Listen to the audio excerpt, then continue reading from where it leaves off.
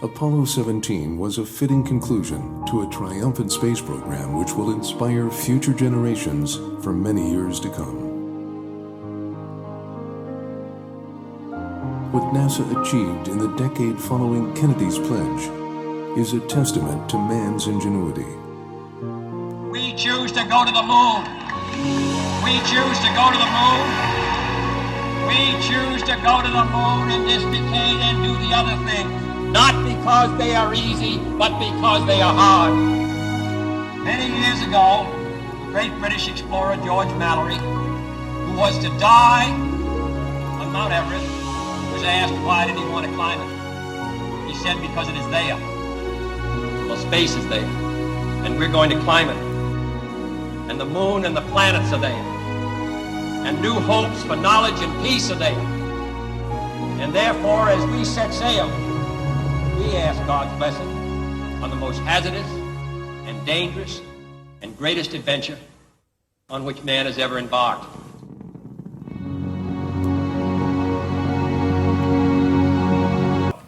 Now, one day, while I was on this cruise to pick up Apollo 17, my children were watching TV. We used to live at the end of the country club. And guess who appeared on TV? Yours truly. I was being interviewed by NBC, ABC, and CBS. And that basic question to me is, Commander, how can you make sure that this ship is going to be exactly the way it's supposed to be at the time of splashdown? We can see it from the ship. It's going to be so close that Navigator George Bruce on the Ticonderoga was certainly correct. He says, we're not going to make any mistakes this time, I assure you. And it is very obvious that the Apollo 17 capsule is coming down right on target. Exactly the way it's supposed to be at the time of splashdown. So I explained to him, I said, we have several methods of navigation. The first and foremost is satellite navigation. Just to receive the Apollo 17 home. On Apollo 11, they were on target, but there was a navigational error, but that's really not much of a problem anymore because now there are satellite fixes that were not possible then, and Commander George Bruce, Tycho Navigator, has had 4 fixes in the last 3 hours, making him doubly sure that he was going to be right in the place he wanted to be. The 19th December was the day of the re-entry and the splashdown of Apollo 17. And again, just like we were told by NASA. Houston finally told us to look up at 11 o'clock. And you'll see the command module with 3 very large parachutes. And these are the biggest parachutes I've ever seen. But they got to slow that sucker down.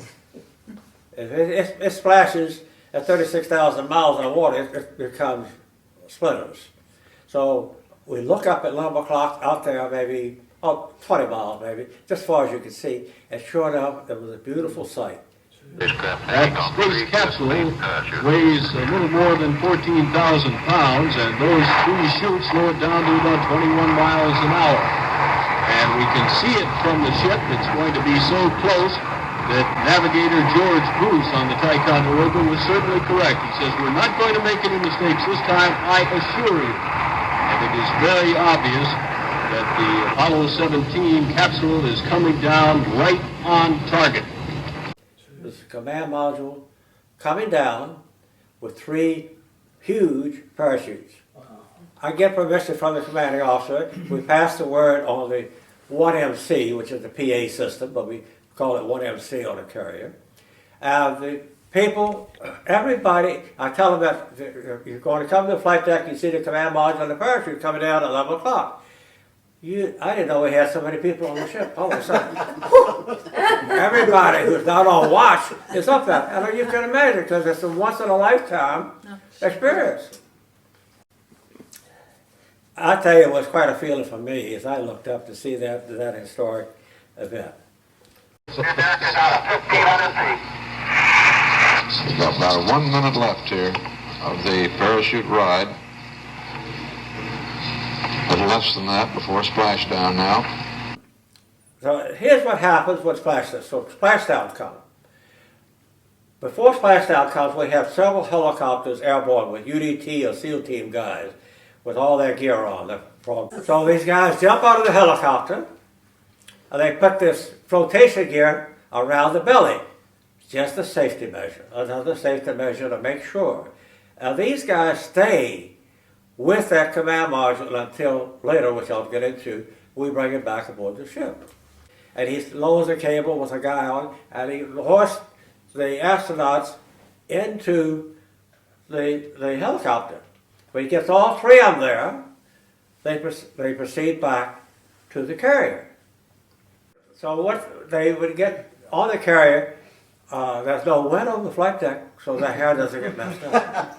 I've got to make sure it's right because I won't catch hell if it is. And I got to be in the right place. So the hair ceremony goes on, and most of you here have seen one of those ceremonies during the space program back so many years ago.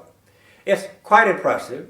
You have admirals there, you know, big deals, and it's usually... Shakes a hand, shakes all three hands, one at a time. Now they are out on the deck. Middle man is Evans, all right. And they are.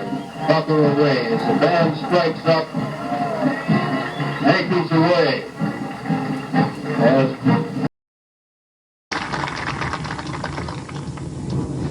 I don't know, there's just no place like home. And I tell you people out there, make it what it is.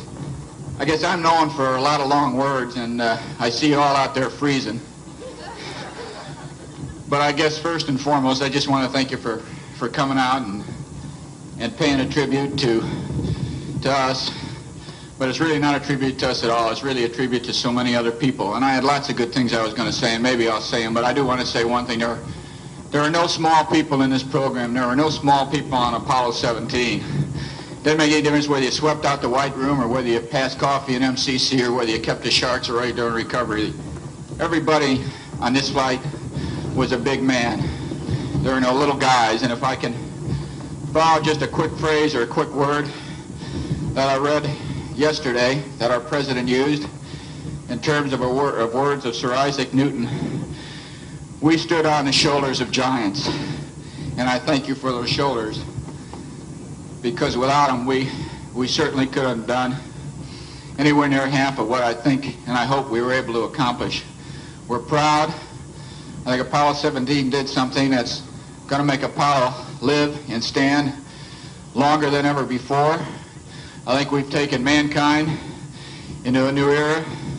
The United States has led us into this era, and I think it's going to lead us into the future. Whatever confidence you had in us, you can just multiply that by 100-fold for the confidence we had in you. I thank you. God bless you. And I'm just looking forward to sharing every minute and every moment with every one of you. And so Apollo 17 comes to an end, and with it the $25 billion Apollo program that landed man on the moon. 6 flights to the moon that have returned incalculable amount of information that scientists will be poring over for a generation to come.